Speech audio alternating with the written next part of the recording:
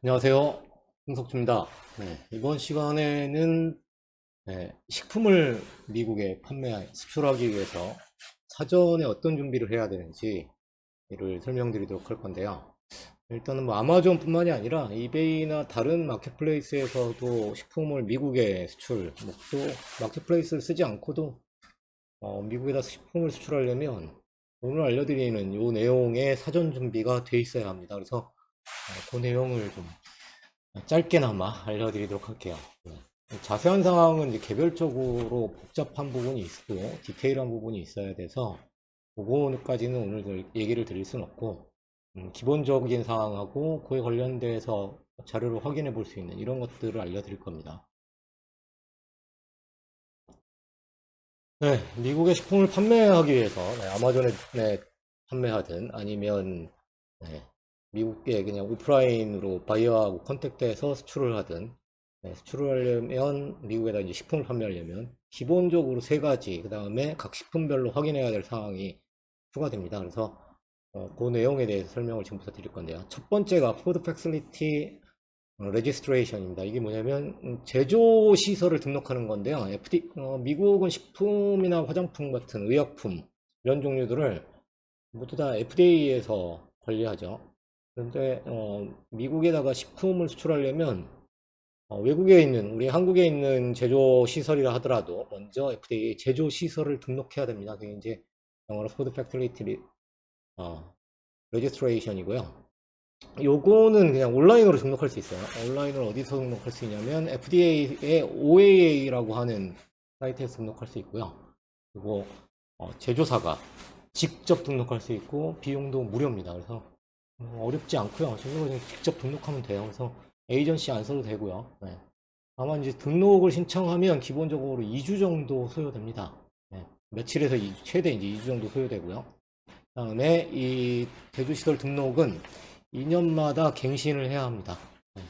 그럼 FDA OAA 사이트를 통해서 온라인으로 신청할 수 있다고 말씀드렸는데 이 사이트에 대해서 좀 보여드리면 이렇게 되어 있어요. 그래서 이게 FDA의 Industry Systems 이렇게 되어 있는데 여기다 이제 ID 패스워드 먼저 가입을 해야 됩니다. 그래서 ID 패스워드 넣고 원래는 이제 Create New Account 해가지고 회원 가입하고 ID 패스워드로 로그인 해가지고 하시면 OAA 페이지에 접속하게 되고 그 OAA 페이지에 접속을 해서 제조시설 등록을 하시면 됩니다. 그렇게 어렵지 않습니다. 그 다음에 이렇게 제조시설을 먼저 등록을 하고 두 번째로 뭘 해야 되냐면 미국에 수출하고자 하는 또는 FBA 아마존으로 판매하고자 하는 또는 이베이나 이런 걸로 판매하고자 하는 그 상품의 성분을 검토해야 됩니다. 성분 검토는 기본적으로 뭐 전체 성분명, 성분의 리스트, 성분 분석서 이런 것들도 있어야 되지만 중요한 것 중에 하나가 뭐냐면 미국은 법으로 색소나 첨가제, 식품 첨가제에 대해서 허가한 성분들이 있습니다. 그래서 허가가 되지 않은 색소와 첨가제가 들어있는 상품은 미국에다가 판매를 할 수 없습니다. 즉 수출이 안 돼요. 그러면 허가된 색소나 첨가물을 어떻게 확인하느냐? 그래서 링크를 두 개를 이렇게 했는데 뭐 하나는 FDA 사이트에서 요 색소를 조회해 볼 수 있습니다. 컬러 어디티브 해가지고 어디티브 인벤토리 관련돼서 확인하는 거고, 또 다른 하나는 GRAS라고 해서 General Recognized as Safe라고 해서 요 GRAS 시스템에서 해당 성분을 검토해 볼 수 있습니다. 그래서 성분명을 넣어가지고 그 성분이 허가된 색소인지 또는 허가된 첨가제인지를 확인한 다음에 허가가 안 돼 있으면 허가가 안 된 첨가제나 허가가 안 된 색소를 사용하면 그러면 미국에 수출을 못 한다는 거. 그래서 허가된 색소와 허가된 식품 첨가물만 사용 가능하다는 걸 검토하셔야 됩니다. 이 사이트도 지금 보여드리면 영문명으로 FDA 사이트에서 Summary of Color Additives for Use 이렇게 검색해 보시면 돼요. 이렇게 검색하시면 이런 아티클이 나오고요. 여기에 각 항목들을 눌러서 미국의 식품 관련된 부분은 21 CFR이라고 하는 요구에 관리하고 있는데, 거기서 이제 자신들이 여러분이 가지고 계신 제품의 색소에 대한 걸 검토해 가지고 요 리스트에서 비교해 가지고 허가가 됐는지를 확인하시면 됩니다.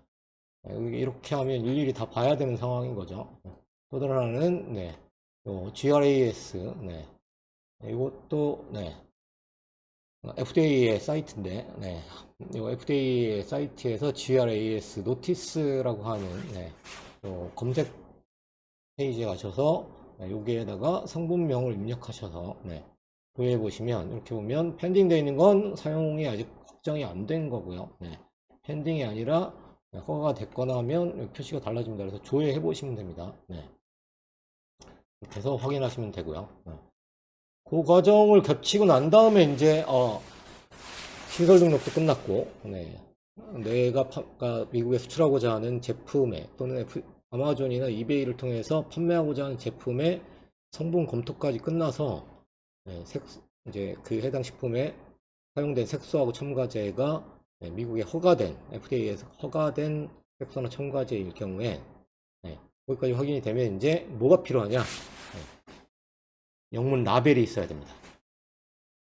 미국은 식품에 관련돼서 반드시 영문 라벨을 부착하도록 되어 있습니다. 그래서 영문 라벨이 아니라 우리나라에 이미 라벨 있는 거 그냥 쓰면 되지 않느냐 그러는데, 아닙니다. 원칙상 영문 라벨이어야 되고, 처음에 아마존이든 이베이든 간에 상품을 등록할 때 영문 라벨을 부착하지 않았어도 등록이 되는 경우가 왕왕 있는데, 실제로 이게 판매를 하다 보면 문제가 돼가지고 등록을 안 한 것에 그러니까 영문 라벨이 없는 것에 관련된 것 때문에 리스팅이 삭제되거나, 심지어는 FBA까지 보냈는데 거기서 멈춰져 버리는, 또는 잘 판매하고 있다가 판매가 중단돼 버리는 이런 사태가 발생합니다. 가끔 영문 라벨에 대해서 식품 같은 경우에 뉴트리션 팩트라고 얘기하시는 경우가 있는데, 걔는 정확하게는 영문 라벨을 뜻하는 게 아닙니다. 뉴트리션 팩트는 영양 분석표의 일뿐이죠, 원래는. 그래서 물론 영문 라벨에 뉴트리션 팩트까지 다 포함됩니다. 그래서 영문 라벨에 반드시 필요한 정보는 기본적으로 이렇게 제가 표기해 드렸듯이, 작성해 드렸듯이 제품명, 그 다음에 제조자, 포장자, 유통업체 중에 하나의 정보, 뭐 회사명, 주소, 연락처 이런 정보가 있어야 되고요. 그 다음에 중량이나 용량에 대한 걸 반드시 기록해야 되는데, 그 용량 안에는 순중량도 표기해야 합니다. 그래서 그냥 일반 중량과 총중량, 용량을 표기 안 하더라도 순중량은 표기를 반드시 해야 되고요. 그 다음에 성분명, 성분 리스트를 표기해야 되고, 만약에 이 성분에 알러지 유발 물질이 포함되어 있다고 하면 걔도 반드시 기록해야 되고요. 그 다음에 식품 영양 분석표, 이게 이제 뉴트리션 팩트죠, 원래는. 이 식품 영양 분석표가 표시돼야 되고, 원산지도 지금은 표시해야 됩니다. 과거에는 원산지 표시는 없었어도 됐는데 개정돼 가지고 원산지도 반드시 표시해야 합니다. 그리고 또 하나가, 이게 반드시 모두 영문으로 작성되어 있어야 되고요. 그 다음에 내 마음대로 쓰는 게 아니라 각각의 작성하는 방법과 이런 규정이 미국의 라벨 규정이 있습니다. 그래서 미국의 라벨 규정에 맞춰서 정확하게 작성돼야 됩니다. 그래서 요 필수로 표시해야 되는 항목들은 반드시 하나, 둘, 셋, 넷, 다섯, 여섯, 일곱 개의 품목은 필수로 반드시 표시돼야 되고, 표시하는 방법도 영문이어야 하면서 각 규정에 맞춰서 표시 규정에 맞도록 작성돼서 표시해야 됩니다. 그래서 이렇게 일단 제품이 있는데, 그 제품에 이제 우리나라에서 정해준 필수 표시사항이 있죠. 그러면 영문으로 이 규정에 맞도록 라벨을 만들어 가지고 스티커로 제작해서 붙여도 됩니다. 반드시 새로운 포장재를 만들 필요는 없습니다. 그래서 이렇게 기본적으로 세 가지, 푸드 패시리티 레귤레이션하고 레지스트레이션하고, 레귤레이션은 잘못 발음드렸습니다. 푸드 패시리티 레지스트레이션하고 성분 검토하고 영문 라벨하고 세 가지가 갖춰져 있어야 되고요.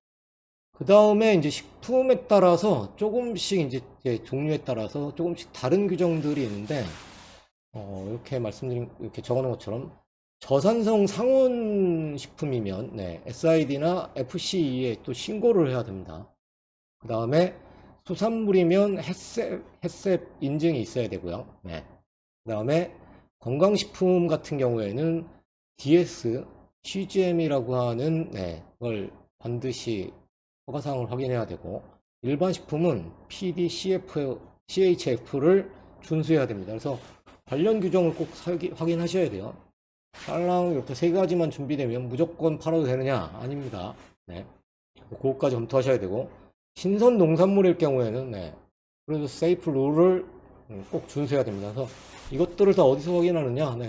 FDA나 관련 또 기관들이 있습니다.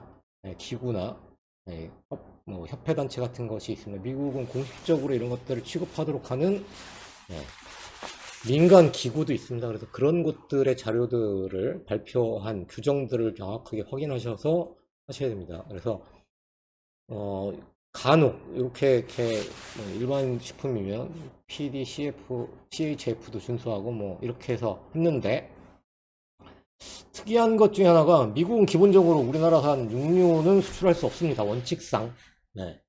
미국의 한국산 소고기 육류는 수출을 할 수 없습니다.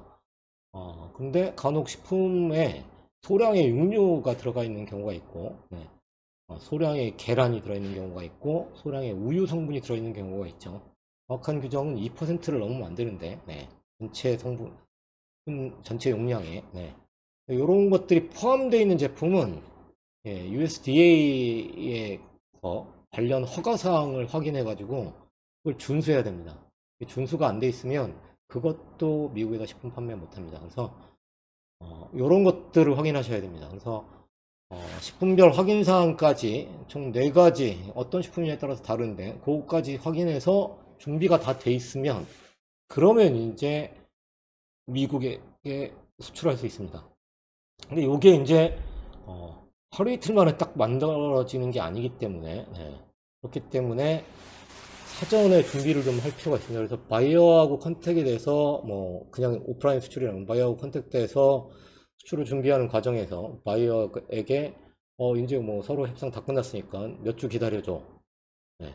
라벨까지 만들어가지고 하려면 뭐 2주 정도, 그 다음에 뭐 제조시설 등록도 한 2주, 최대 2주 정도 걸리니까, 빠르면 저게 한 2, 3일 정도 만에 끝나기도 하는데 2주 정도 걸릴 수 있습니다. 그래서 그렇게 되는 동안에 바이어에게 기다려줘 이렇게 얘기하면 바이어가 거래를 안 할 수도 있죠.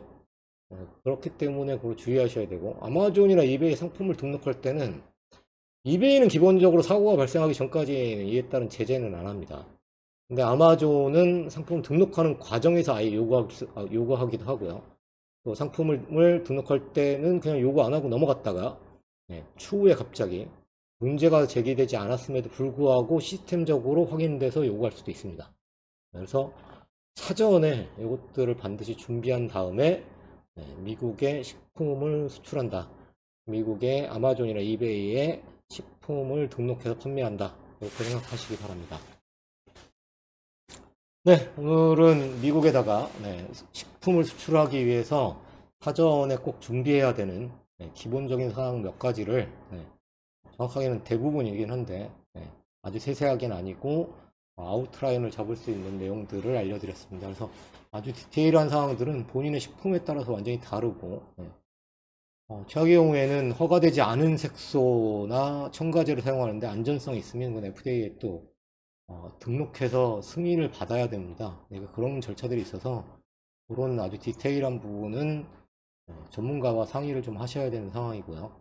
기본적으로는 뭐 특별한 이슈가 없으면 제가 알려드린 방식대로 하시면 큰 문제 안 생깁니다. 그래서 아주 기본적이지만 잘 모르시거나 아니면 잘못 알고 계신 내용이 있어서 그거에 대해서 좀 설명드렸습니다. 감사합니다.